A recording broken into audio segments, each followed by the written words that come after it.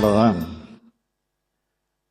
கடந்த ஆண்டு 435 நிறுவனங்கள் பங்கேற்ற இந்த நிகழ்ச்சியில இப்போ 468 நிறுவனங்கள் பங்கெடுத்திருக்கு.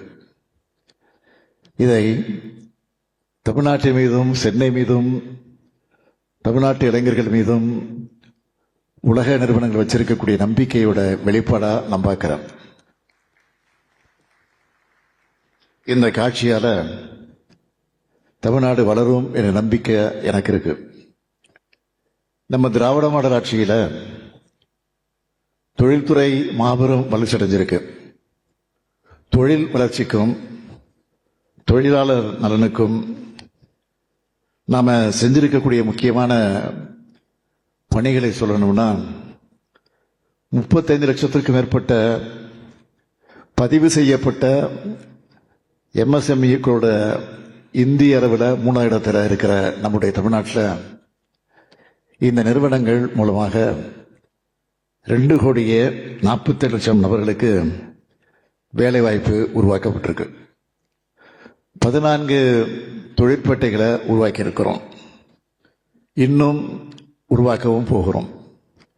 கிண்டியிலையும் அம்பத்தூர்லையும் அடுக்குமாடி தொழிற்கூடங்கள் வளாகங்கள், சேலத்தில் வெள்ளிக்கொலுசு உற்பத்தி வளாகம், கோவையில் பணியாளர்கள் தங்கக்கூடிய விடுதி, திருமுடிவாக்கம் தொழிற்பேட்டையில் தொழிலாளர்கள் தங்குவதற்கான வசதி, அதற்குரிய விடுதி அமைக்கப்பட்டிருக்கு. கோவையில் தங்கநகை பூங்கா, திண்டிவனத்தில் மருந்தியல் பொருட்களுக்கான பெரும் குழுமம் அமைப்பதற்கான பணிகள் நடந்துகிட்டு இருக்கு. தொழில் முனைவர்களோட நீண்ட நாள் கோரிக்கையான தொழில் முனைக்கான பட்டா பெறும் வகையில் நிலவகைப்பட்ட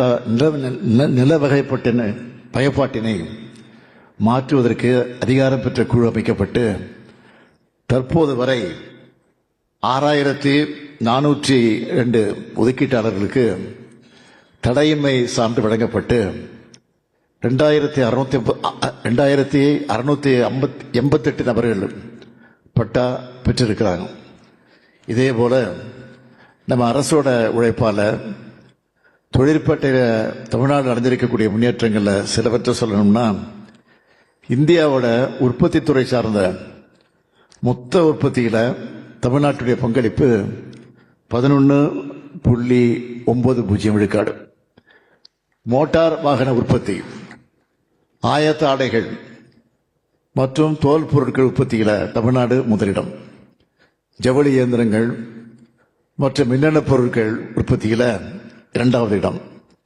இந்திய அளவில் இயந்திரங்கள் மற்றும் தளவாடங்கள் உற்பத்தியில் 17.66 விழுக்காட்டோட 2ஆம் இடம்.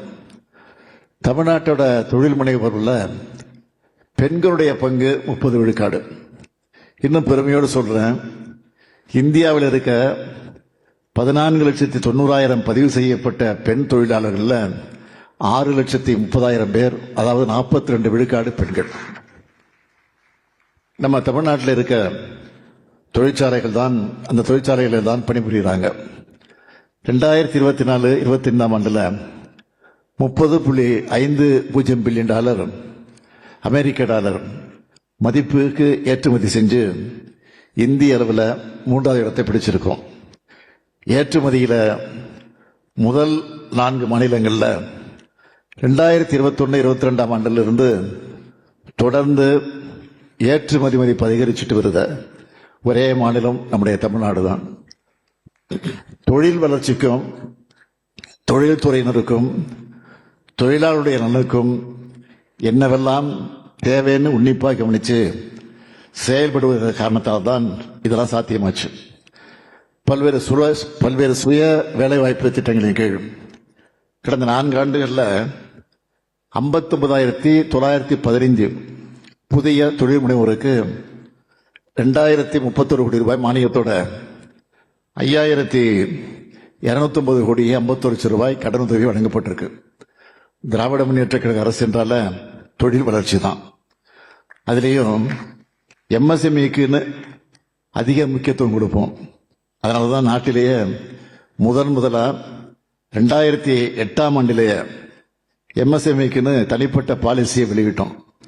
அதேபோல் கடந்த 4 ஆண்டுகளில் முதலீட்டு மானியம், மின் மானியம், ஊதிய பட்டியல் மானியம், பின்முனை வட்டி மானியம்னு பல்வேறு இனங்கள்ல 19,931 MSME நிறுவனங்களுக்கு 1,381 கோடியே 91 லட்சம் ரூபாய் மானியமாக வழங்கியிருக்கிறோம். வேலைவாய்ப்பை உருவாக்குறதுல வேளாண்மைக்கு அடுத்த இடத்துல MSMEக்கள் தான் இருக்கு. எனவே இந்த நிறுவனங்களுக்கு கொடுக்கப்பட வேண்டிய நிலுவைத் தொகையை விரைந்து பெற்றுத்தர தமிழ்நாடு அரசு தொடர்ந்து உழைச்சிக்கிட்டு வருது.